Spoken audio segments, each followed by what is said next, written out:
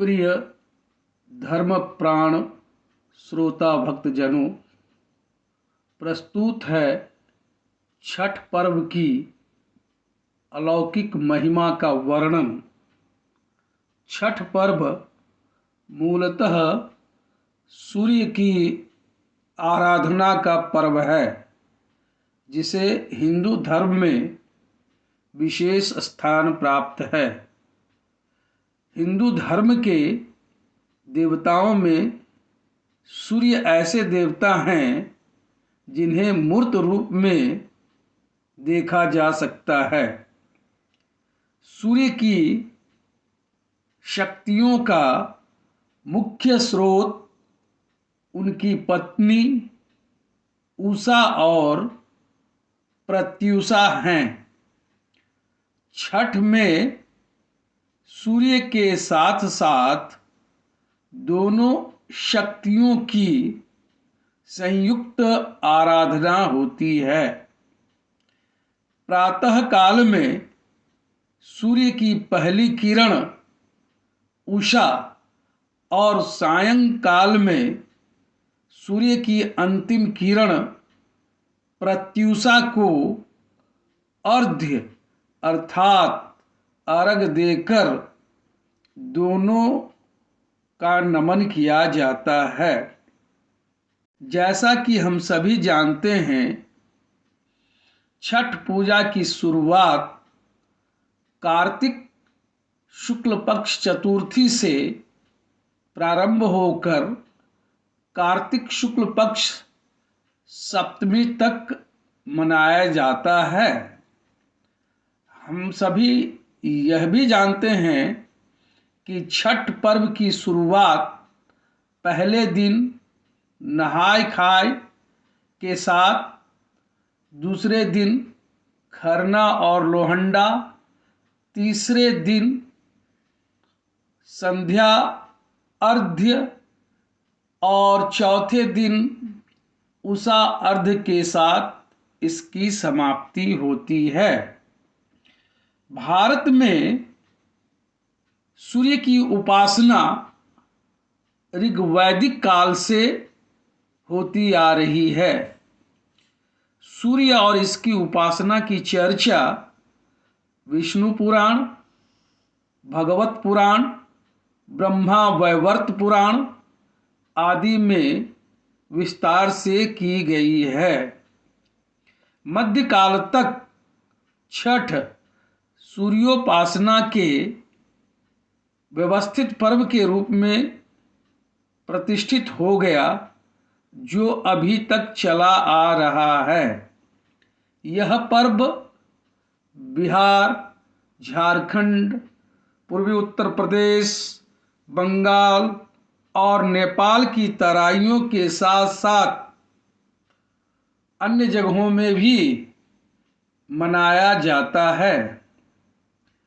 इस पर्व की इतनी महिमा है कि आज यह पर्व वैश्विक होता जा रहा है। हिंदू धर्मप्राण अथवा सनातनी जहाँ जहाँ भी रह रहे हैं, वह चाहे अमेरिका हो, इंग्लैंड हो अथवा अन्य देशों में भी जहाँ हिंदू धर्मावलंबी रह रहे हैं, वहाँ भी यह छठ पर्व मनाया जा रहा है।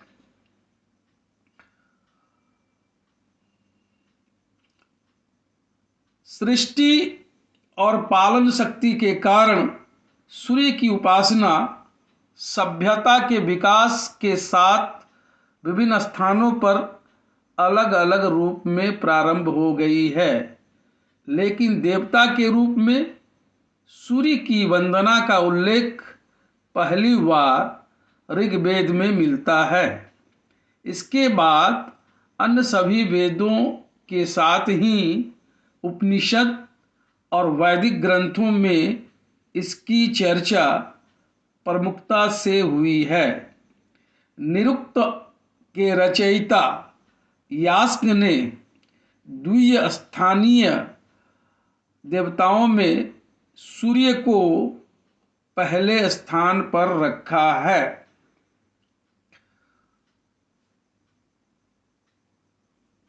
पौराणिक काल में सूर्य को आरोग्य देवता भी माना जाने लगा था। सूर्य की किरणों में कई रोगों को नष्ट करने की क्षमता पाई गई है। ऋषि मुनियों ने अपने अनुसंधान के क्रम में किसी खास दिन इसका प्रभाव विशेष पाया। संभवतः यही छठ पर्व के उद्भव की बेला रही हो। भगवान कृष्ण के पौत्र शांब को कुष्ठ रोग हो गया था। इस रोग से मुक्ति के लिए विशेष सूर्योपासना की गई, जिसके लिए शाक्य द्वीप से ब्राह्मणों को बुलाया गया था। छठ पर्व की लोक कथाएं पुराणों में, रामायण में, महाभारत में भी इसकी चर्चा होती है। हम सभी जानते हैं कि अपनी अभिष्ट इच्छाओं की पूर्ति और संपूर्ण मनोकामनाओं की पूर्ति के लिए छठ पर्व मनाते हैं। यह पर्व न केवल संतान प्राप्ति हेतु बल्कि मनुष्य के समस्त इच्छाओं की पूर्ति करने में सक्षम महापर्व है। इस पर्व की शुरुआत ऐसा माना जाता है कि माता सीता ने पहली बार आकर मुंगेर में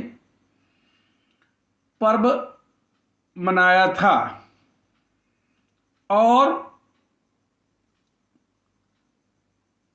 यह पर्व मुंगेर में गंगा के बीच में एक शिलाखंड पर स्थित होकर मनाया जाने के कारण यहाँ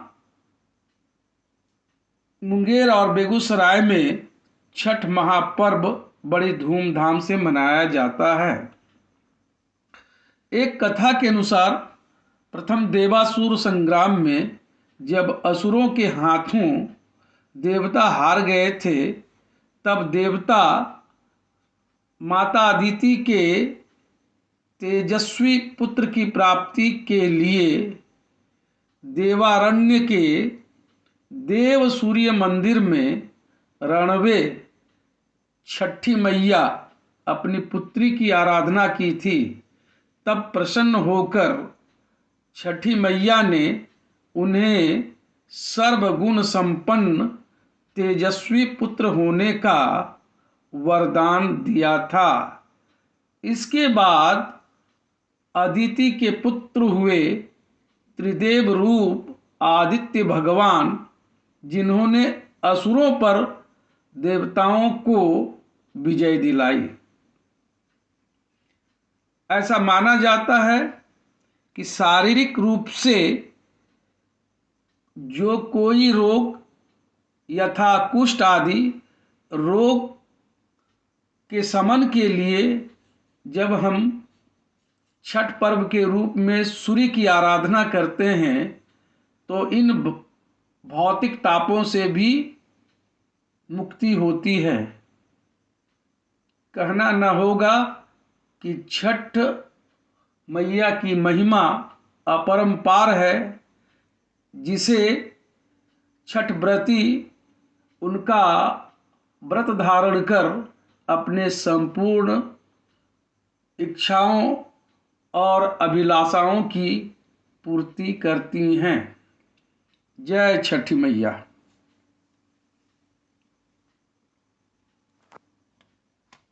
प्रिय धर्म प्राण श्रोता भक्तजनों, प्रस्तुत है छठ पूजा अर्थात सूर्य वंदना से संबंधित यजुर्वेदीय मंत्र। ओम उदवायं तमसस्परि स्वाहा पश्यन्त उत्तरम् देवं देवत्रा सूर्यमगन्म ज्योतिरुत्तमम् ओम उदुत्यं जातवेदसं देवं वहन्ति केतवः दृशे विश्वाय सूर्यम् ओम चित्रं देवानामुदगादनीकं चक्षुर्मित्रस्य वरुणस्याग्नेः आप्राद्या वा पृथिवी अंतरिक्षगुं सूर्य आत्मा जगतस्तस्थुषश्च ओम तच्चक्षुरदेवहितं पुरस्तात् शुक्रमुच्चरत पश्येम शरदः शतं जीवेम शरदः शतग्वं शृणुयाम शरदः शतं प्रब्रवाम शरदः शतं मदीनाः स्याम शरदः शतं भूयश्च शरदः शता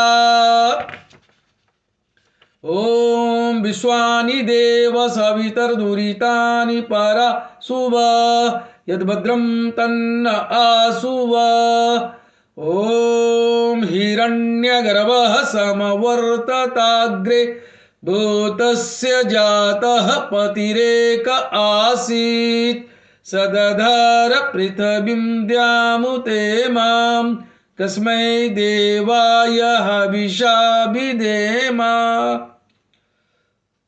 अथ गायत्री मंत्र। ओम भूर्भुवः स्वः तत्सवितुर्वरेण्यं भर्गो देवस्य धीमहि धियो यो नः प्रचोदयात्। इति सूर्यवंदना। ओम तत्सत्।